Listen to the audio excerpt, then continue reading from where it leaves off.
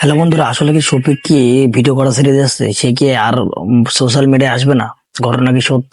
তা তো জানি না আসলে কি ঘটনাটা হয়েছে। আর শফিকের বলে একটি লিঙ্ক ভাইরাল হয়েছে, এই ঘটনাটা আসলে কি সত্যি ও সত্য কি না?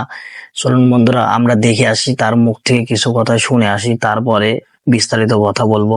চলুন বন্ধুরা, তার মুখ থেকে সে কি বলছে, আসলে কি তার লিঙ্ক ভাইরাল হয়েছে না কি হয়েছে, আসলে কি শফিক আবার ফের মিডিয়ায় জগতে আসবে না কি করবে, তার মুখ থেকে সবকিছু শুনে আসি। চলুন বন্ধুরা।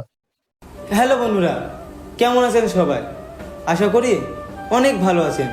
আর আজকের এই ভিডিওটা শুধুমাত্র আপনাদের জন্য, আর আপনারা এই ভিডিওটা লাস্ট অবধি দেখতে থাকুন।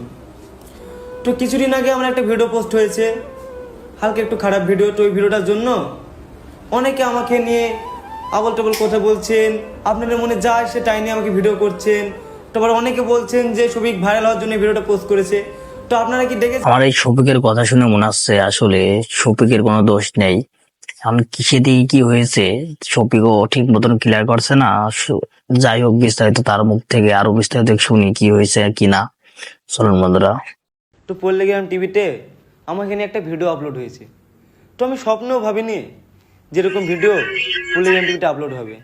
তো ভিডিওটা দেখার পর অনেক খারাপ লাগলো এবং অনেক যাই হোক, ভিডিওটা দেখার পরে কে মিথ্যা কথা বললো কে সত্য কথা বললো আমরা তো জানি না। যাই হোক, যদি ভিডিওটা ভালো লেগে থাকে চ্যানেলটাকে সাবস্ক্রাইব করে দেন এবং কমেন্টে জানান ভিডিওটা কেমন হয়েছে। সবাই ভালো থাকবেন, সুস্থ থাকবেন, ধন্যবাদ।